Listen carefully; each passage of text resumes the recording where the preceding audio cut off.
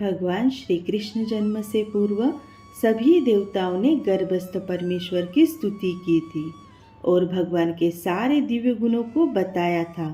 अगर आप गर्भस्थ अवस्था में हो तो आप पूरा भागवतम ना भी पढ़ पाए, तभी भी आप श्री कृष्ण जन्म समय की यह स्तुति आपके गर्भस्थ नन्हे से शिशु को अवश्य सुनानी चाहिए।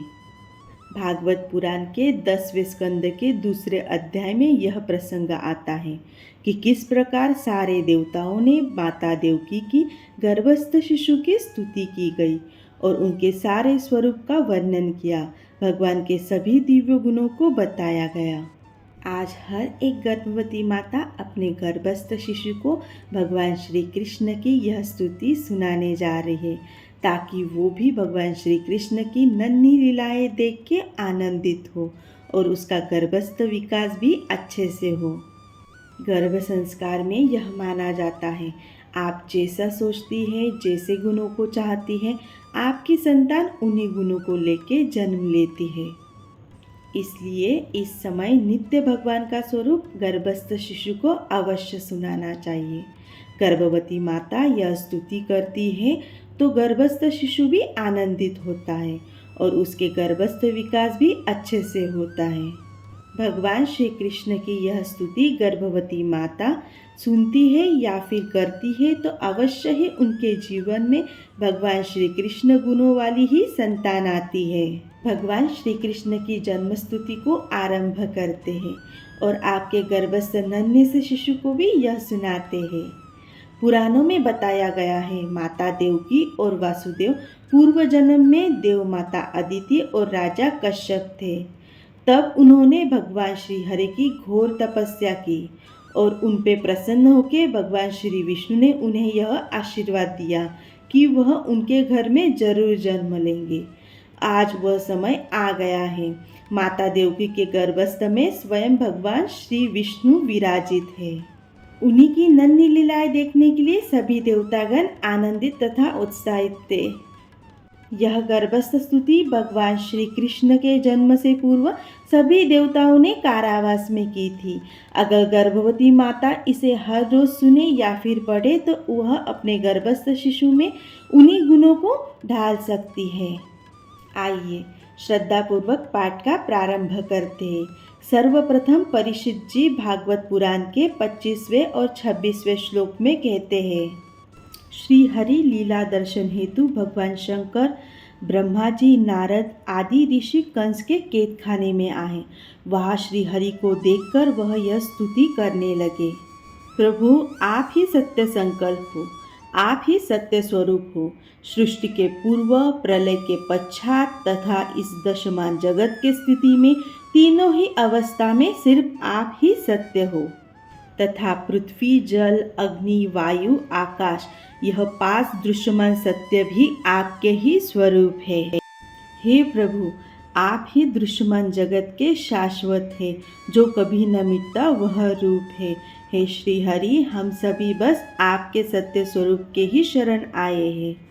हे श्री हरि, आप ही इस संसार रूप वृक्ष के उत्पत्ति के आधार है और आपकी कृपा से ही इसकी रक्षा होती है। मानव का चित्त आपके द्वारा की गई माया से ही भ्रमित होता है। वे इस सत्य को कभी नहीं समझ पाते हैं और वे इस संसार की उत्पत्ति, उसकी रक्षा करने वाले तथा प्रलय करने वाले देवताओं को अलग अलग रूप में देखते हैं, परंतु तत्वज्ञानी पुरुष वो सभी रूपों को आप में ही दर्शन करता है। हे कमल नयन, आप ही ज्ञान स्वरूप आत्मा है। आप इस जगत कल्याण के लिए अनेक रूपों को धारण करते हैं। हे जगत पिता, आप ही संत पुरुषों की रक्षा करने वाले हैं और दुष्टों को उनकी दुष्टता का दंड देने वाले परम न्यायकारी आप ही हैं। हे कमल नयन, कुछ ही ऐसे लोग हैं जो आपके दर्शन कर पाते हैं। सृष्टि के हर एक जीव में आपके दर्शन ले पाते हैं, अर्थात हर अच्छाई में आपको ही देख पाते हैं। ठीक ऐसे ही संत पुरुषों ने आपके चरण कमल रूपी जहाज का आश्रय लेकर संसार रूपी भवसागर को आसानी से ही पार कर जाते हैं। आज तक सभी ऋषि संतों ने इस एकमात्र जहाज से संसार के सागर को पार किया है।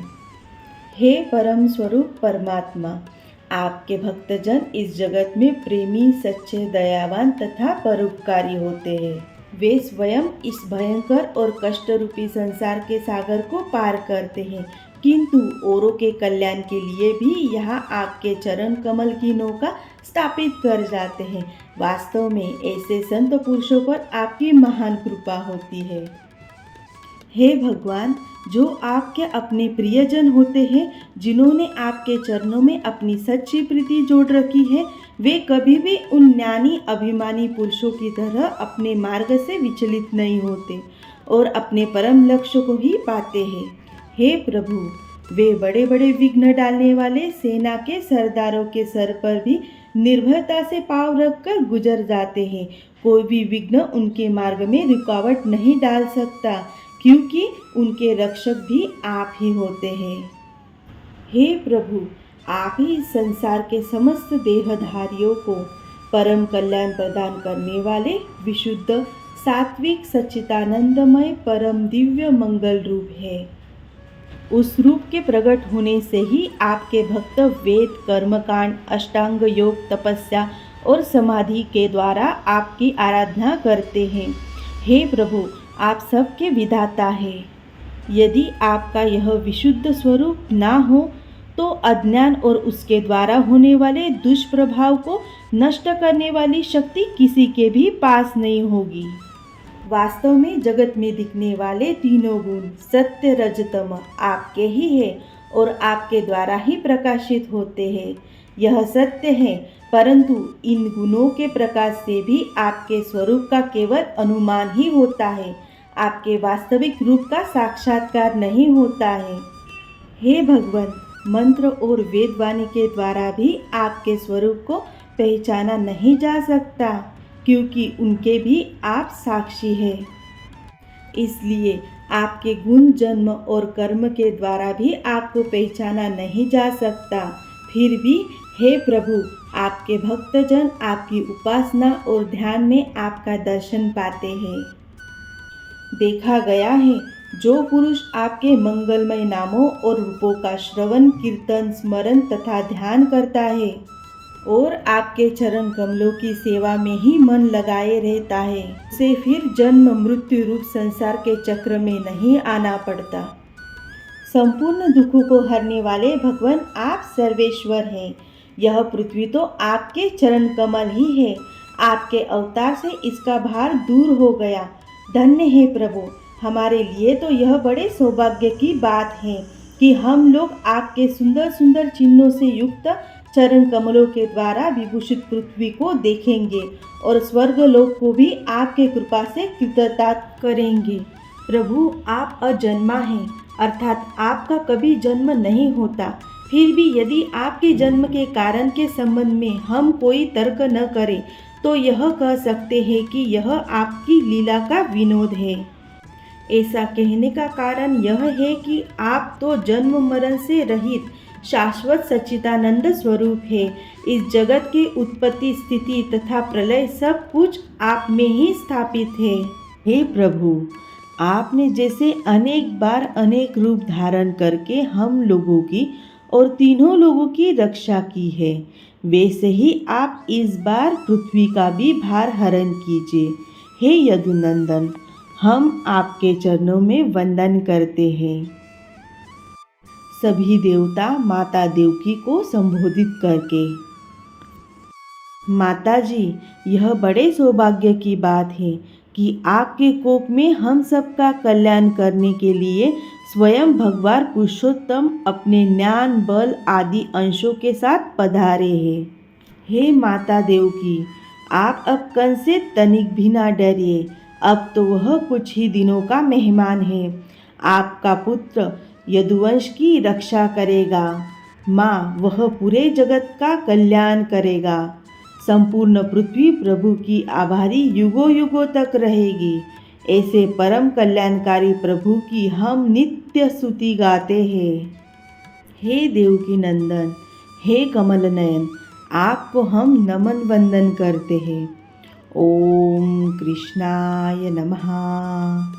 ओम कृष्णाय नमः। ओम कृष्णाय नमः।